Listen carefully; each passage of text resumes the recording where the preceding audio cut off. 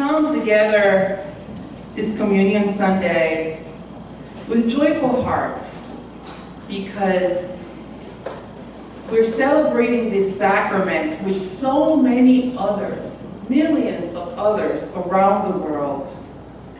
And through it, we honor our faith, but we honor our heritage and our diversity. Where in places the bread it's flat, others have more robust shapes, others are a little bit more oily, others are drier. We are all sharing God's table as people of God. And I like to believe that we come with our whole selves and we are affirmed around the communion table. But this Sunday, just like other Sundays, I don't want to omit that while we're coming together with joyful hearts and celebrating our diversity and happy to be in community, some may come concerned, feeling vulnerable, perhaps hopeless, or even afraid. The last few days had been very difficult for our nation. And for those who are victims of abuse, I want to say from this pulpit that we stand with you in prayer and support. We offer you a space to be safe, and we offer you our love and community. We understand the pain, the post-traumatic stress, the triggers that you've had to endure in the last few weeks. And we stand in solidarity with you. We believe survivors. Now more than ever, we need one another. It just seems that the world continues to send a message to us that together we can be better. The New Testament is reading this morning invites us to be in community. An invitation to community with a promise of the presence of Christ. For where there are 2 or 3 gathered in his name, there will God be with us. Now more than ever, as we need one another, perhaps it is time that we take Jesus at his word. And that when we gather, we believe that indeed God is with us. But as we love the word family and the word community, neither family nor community are often easy. Let us take a moment and take an inventory at your family. Think about your family. There's some laughter, there's some sadness. Some of you were like, "Oi." Others were like a little bit more relaxed. Yes. Oh, let me not think about that side of the family. Let me stay on this side, right? When I think of family, I think of complexity. Families are complicated. And certainly we cannot choose our family members, but thank God we can choose our friends. Amen. But beneath all of the complexities, there is something that binds us together. After all is said and done, al final del discurso, after all is said and done, there is love. And love can be tough love, but love is love. And so this morning, let us reflect on who is our sibling, who's our brother, who's our sister, who is our family. And you will find that more often than not, they're not really related to you. In a global society where we have the ability more than ever before to connect to one another, who does the church consider family? Who does the church consider community? And what are we willing to do for each other? Community, after all, is those feel-good words, as I said earlier, that draw us into this idealism. We as family think that community is this place like Cheers. Remember Cheers, where everybody knows your name? Right, when Norm came in, the people said, "Norm!" Right? And so we think that community is that place where everybody knows your name, or should know your name. But the reality is that there's also difficulty in community. Because community is made of people. And people are problematic. Not you or me. Other people. Not you here in this room, but other people. People that you know outside of us are problematic and can be difficult and challenging and unreliable and all those. Not you. But you know who I'm talking about. We are a community of people. And I would say that here for Washington Collegiate Church, we are a community of people who are broken, but also a community of people who are blessed. We are united by the love of God, and we have heard God's call to do God's will in the world. And so I would respectfully submit that our community cannot be contained in the walls of this sanctuary. I would submit that our community extends to the other side of the George Washington Bridge and the other side of Broadway. It extends to Washington, D.C., to the border of New Mexico and Juarez, to Orocovis, Puerto Rico, and beyond. But our community are also the people that are sitting here next to us. The person we have not yet met. They're our community. And if I learned something in the last few months, just meeting with people in the congregation, is that loneliness does not discriminate in age. The elderly are as lonely as the young person. And the need for community is one that is felt, and it's one that is present in the hearts and souls of so many, regardless of their age, gender, sexual orientation, background. We need community. And so that pushes against this idealism of individualism. I'm a child, I'm a Gen X, so my generation thought and wrote about, taking care of number one, and that's you. And that whole idealism that being an individual and being self-reliant, which I support, and saying things like we don't need anybody, was the things that I learned that it was part of my community growing up. But as I got older in the world, I realized that we cannot do it alone. That we need one another. And that I do not possess all the gifts that I need to get my call done in the world or do what I need to do in the world, that I need people with different gifts, and that I need you, and that you need me. Amen. We need one another. And I know, again, that it's so countercultural and it pushes against something when we, I have heard some of my friends and family say, I don't need anyone. I think you do. Right?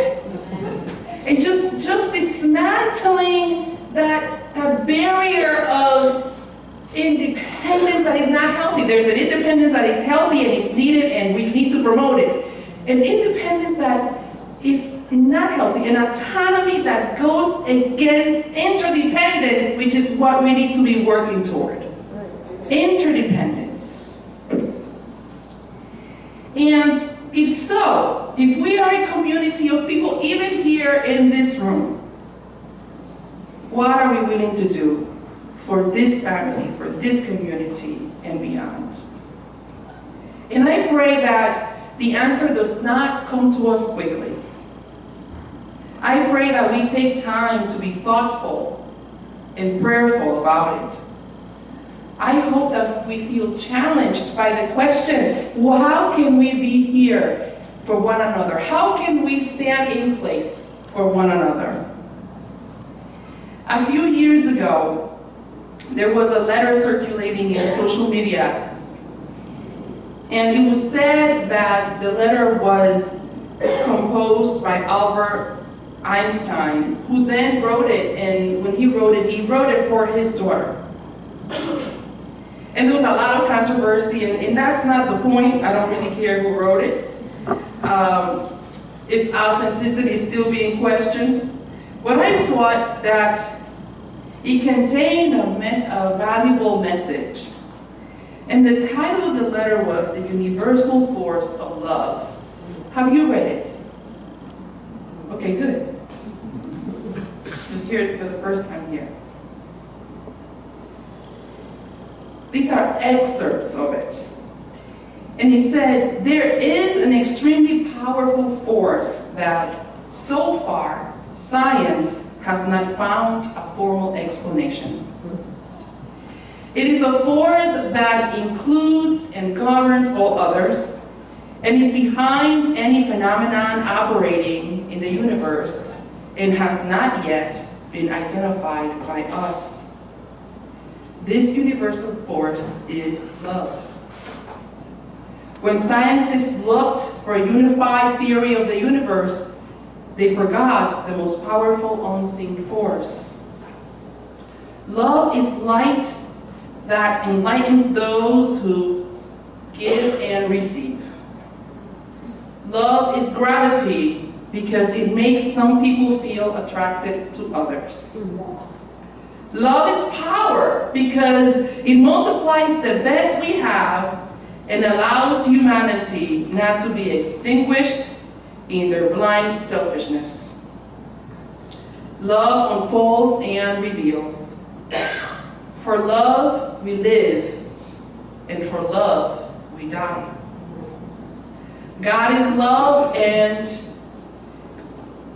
love is God. This force explains everything and gives meaning to life.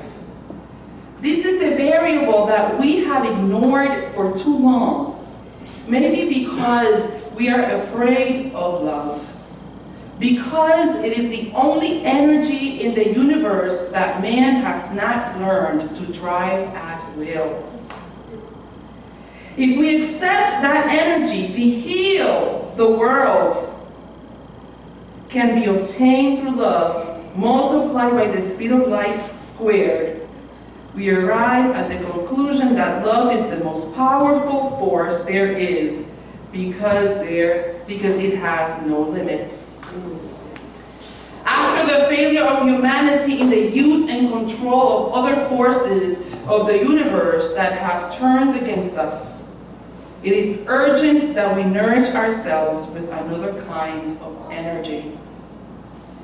If we want our species to survive, if we are to find in life what we need, if we want to save the world and every sentient being that inhabits it, love is the one and only answer. Perhaps we are not yet ready to make a bomb of love, a device powerful enough to entirely destroy the hate, selfishness, and greed that devastated the planet. However, each individual carries within them a small but powerful generator of love, whose energy is awaiting to be released. When we learn to give and receive this universal energy, we will have affirmed that love conquers all and is able to transcend everything and anything, because love is the essence of life. And so as I read that to you, I sort of felt the danger that we encounter every day to make the word love feel as a cliche. But love is for the brave and for the courageous. We overuse and misuse the word love. But what I'm talking about to you this morning is the love that allows us to remain with one another. And that love means that we put up with one another, que nos soportamos, that you put up with me and I put up with you and you put up with each other, because separation is easy, but staying together takes love and takes work. And that's community. If we commit ourselves to stay together in community, that is the highest expression of love, because love is hard and it takes work. Anybody can walk away and I'm in New York, so there's a lot of actors, so make a grand exit as you're leaving. I love that whole pageantry of things. But to stay is quieter, is intentional, often painful, to continue to be in community at a time when the world says we should do otherwise. It takes a true commitment to do it. So what would love move us to? I hope first it moves us to take time to be in silence, in reflection, in renewal.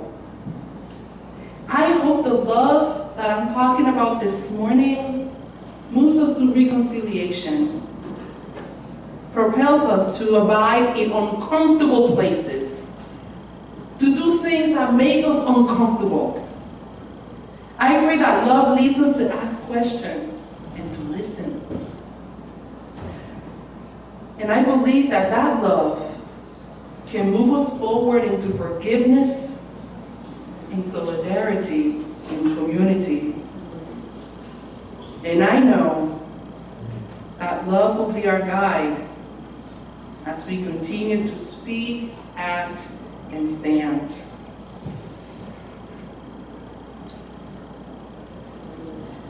So the question this morning for you and me, not other people, as we were talking about earlier, not those people who are difficult, but you and me, are we willing to share in our brokenness and our blessing so that love can continue to guide our work in a world that is tearing themselves apart?